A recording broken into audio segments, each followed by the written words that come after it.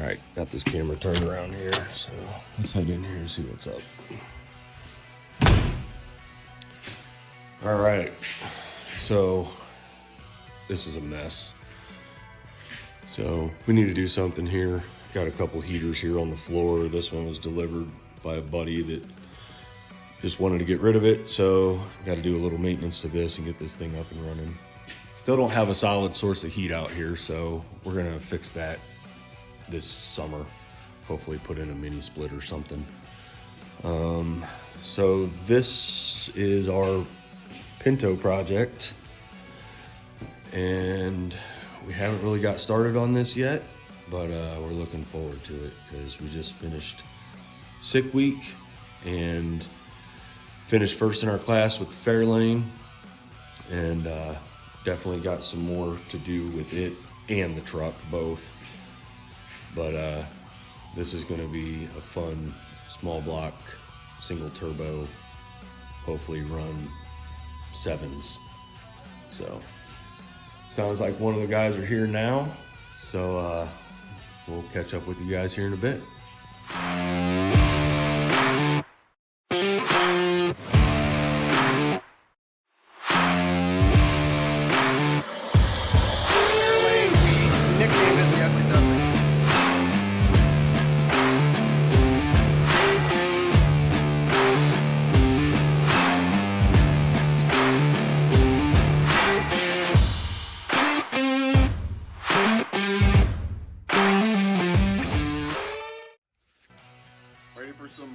Good morning, sir. Action? Good morning, sir. Yes. I thought we could be twinning, man. I was hoping you wasn't going to wear your shirt. I was thinking about it, but I took it and I put it in the bottom of the laundry basket, and I'm pretty sure it's covered in dirty laundry right now. And I'm like, no, I'm not wearing that. So I bought 4. Yeah, 4. Nice. I should have bought at least 2 because I'm never gonna wear it to work, and I'm gonna be afraid I'm gonna rip it. So right. Yeah. Is Josh coming over here? Josh is coming over here. Right, cool. So we just took a little shop tour and just letting the folks know what's going on. The Pinto. So yeah, let's go look at the Pinto. Where'd that come from? See, Matt Lewis gave it to Michaela a long time ago. Michaela was going to restore it, and then she lost interest in it, so I just set it there as like a piece of art for the time being. It'd look cool with my black one on top of the wagon. If you want to put it on the wagon, it's yours, dude. You know what I mean? That Yeah. kind of look cool.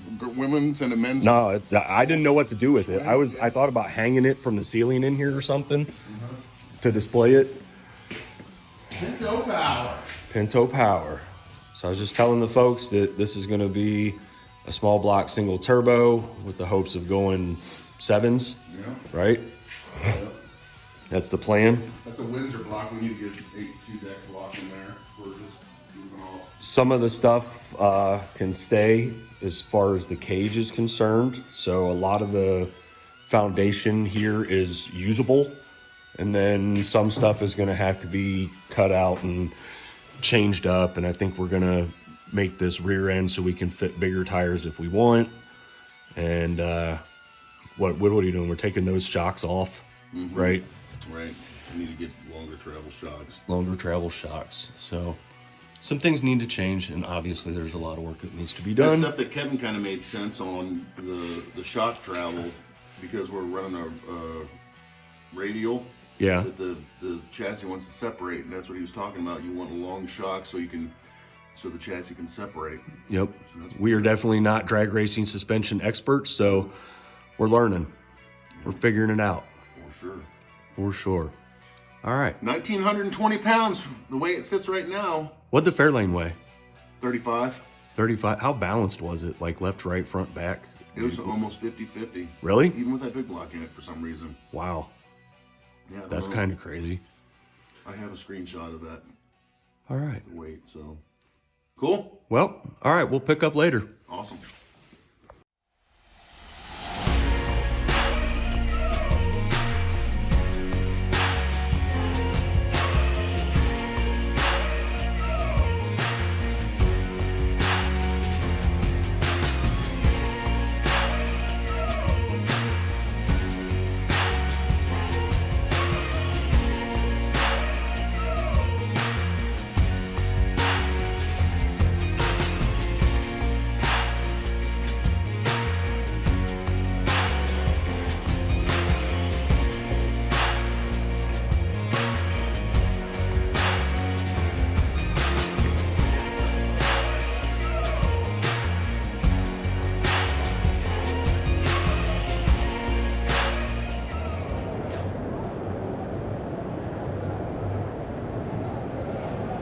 So the trip to Detroit was pretty uneventful. We got there at a pretty decent time, so we had plenty of time to kind of mosey around and look at cars. If you've never been to Detroit Autorama, you can't hardly call yourself a car guy, can you?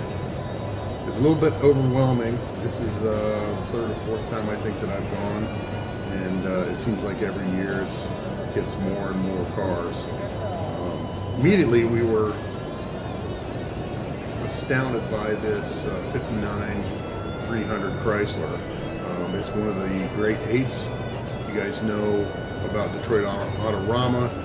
They take the great eight, which is the 8 best cars, in the quest for the crown for the Riddler Award, and this Chrysler 300 was one of them. And we'll get back to that one a little bit later. But we decided to look around just a little bit, go around the outside, and when we did that, we decided that we would hit the basement first. Kind of made the most sense for us in the trying to be a little more organized coming up and down the aisles. There's a lot of really nice cars. I'm not a Chevy guy, but this Camaro was pretty amazing. The interior and the color choice was pretty nice. If you guys know anything about the 57 Chevys, the Black Widow, this was a tribute car to the Black Widow from the 57 Chevy. It was very well done. All these cars are very well done. So let's head down to the lower level, the level of my people.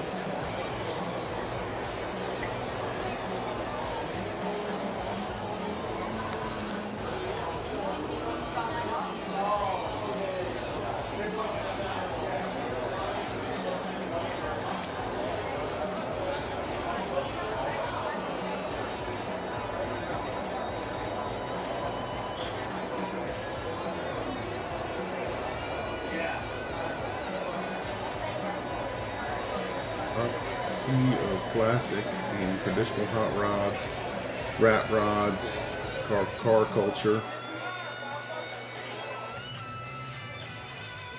This lace job on the roof kind of got my attention. And the Blues Brothers tribute band was there that day. We didn't stick around for that.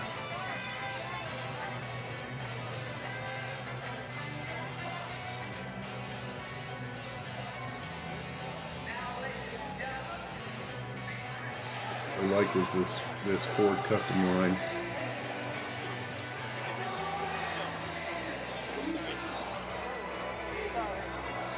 It's kind of my style. And this Beetle is pretty cool too. I like the big headlight Beetles, the 66 or older.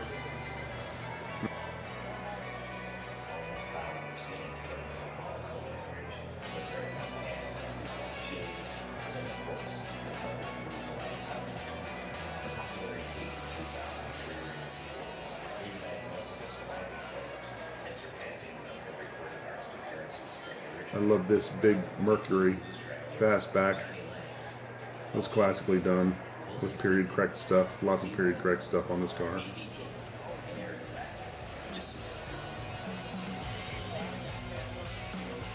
Of course, the 1964 Mercury Comets. I will have one someday.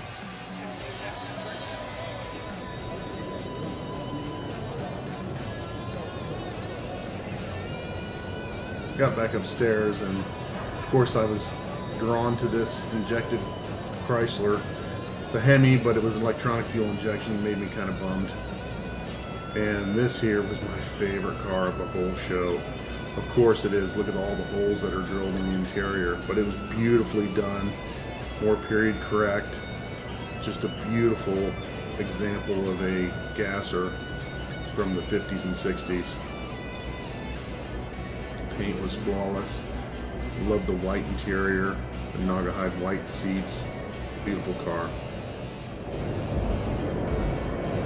Or not, I actually like this too. This is a Vega that they had. You don't see a Vega done like this very often. Most of the time they're done with the Pro Street kind of look. Gotta love a Starliner, and this one was a beautiful one. The paint looked like it was about 4 inches deep. The interior was amazing for kind of a resto mod, more of a look. Just a beautiful car. 8 stack, of course. I'm biased a little bit.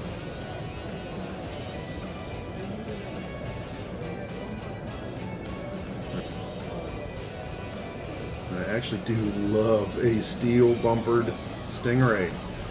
We're talking about doing maybe some road course stuff, and this might be one of the cars we might get a Stingray. Maybe. Take on another 61 Ford, kind of like the cluster truck, but done in the street rod fashion. It was a nice looking truck, very clean, Coyote powered.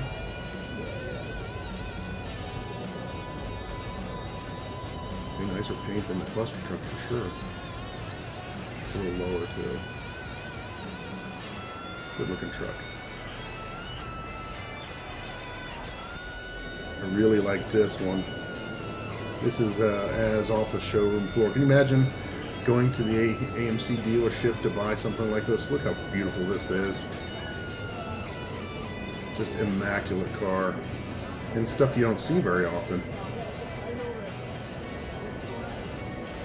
Yeah, good looking car. Then we have this 68 Charger. I'm thinking this might have been a Grade 8 car, or maybe even a Riddler car, because it was so beautiful. The bumpers and all the chrome work was done, looked like with nickel, so it had kind of a, not a perfectly crystal chrome color, but more of like a tint of maybe a little gold to it. So I'm guessing it was nickel plated. What a beautiful car. 68 Charger was almost my first car. I was almost a Mopar guy before I was a Ford guy. Those are my favorite rear end for these Chargers. 68.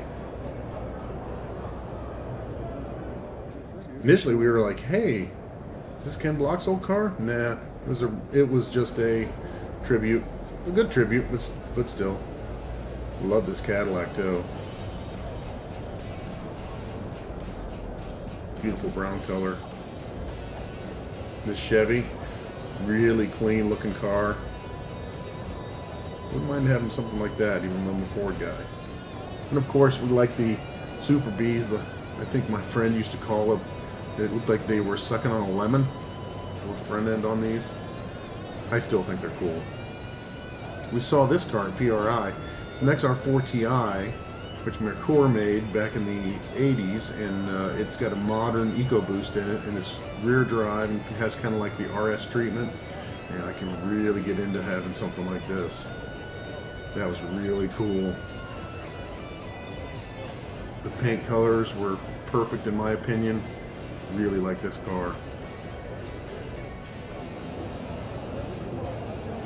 Always liked the International Scouts, and the interior in this one was beautiful. You can see the sunroof done with that Santa Fe kind of style.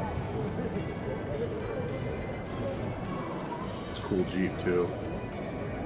I drove a lifted truck in high school, so I kind of like this stuff too.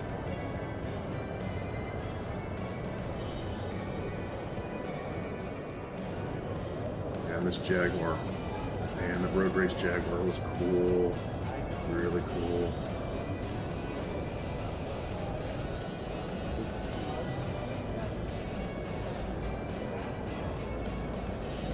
Just looked like it was widened to me a little bit, maybe.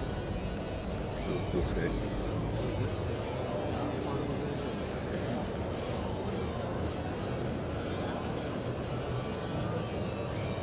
Yeah, here's a couple of grade 8 cars here.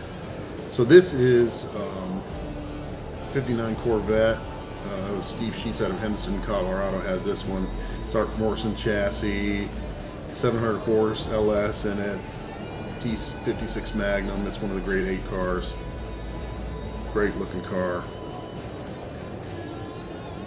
What I didn't get was, I didn't get any pictures of this Predator. We saw it when we first came in, and I never got back to it. I've always wanted to see one of these done in real life, where they put the fastback on the Cougar. This is a JF Customs chassis. This has got a Kazi Boss 529 in it with a TKX 5-speed. The Kindigit car that was built for a guy, David Maxwell, out of PA. It's a 53 Corvette. It's a custom body, all aluminum. You need to go on the internet and hunt this puppy down. It's an amazing car. Amazing car.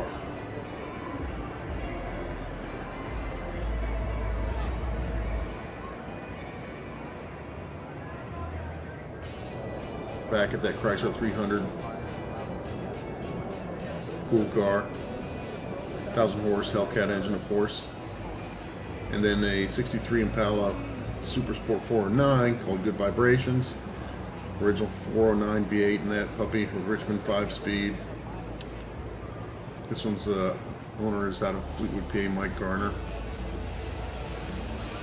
This next one, what an interesting color to choose for a car. Beautiful kind of root beer, I think I would call it maybe. It's a 51 Henry J pickup called Henry Jenner. It's made by Revision Rods and Rides, owners out of Nevada. It's got an LS3 and a 4L65E. It's a maze car. I mean, they even took the casting marks off of the transmission body. So it's a beautiful car.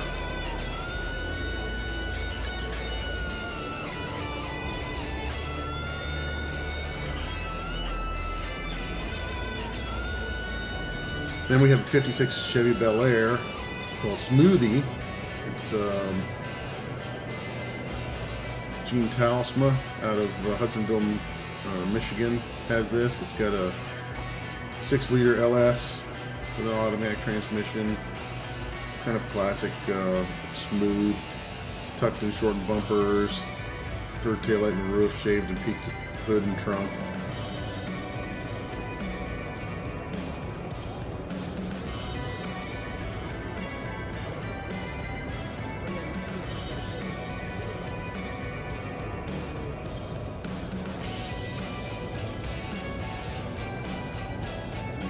Called Vanilla Gorilla. It's a 67. You really need to look this one up too and see all the things that they did to this car. Amazing car. The amount of body work and how they got everything to fit right. It's just proportions are better than the factory. Doesn't look like Cadillac, does it? But a lot of cool stuff. You guys need to make it out here next year.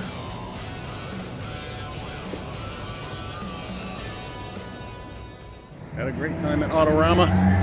Saw a lot of cool cars, and hope you enjoy the cars as much as we did. We'll catch you later.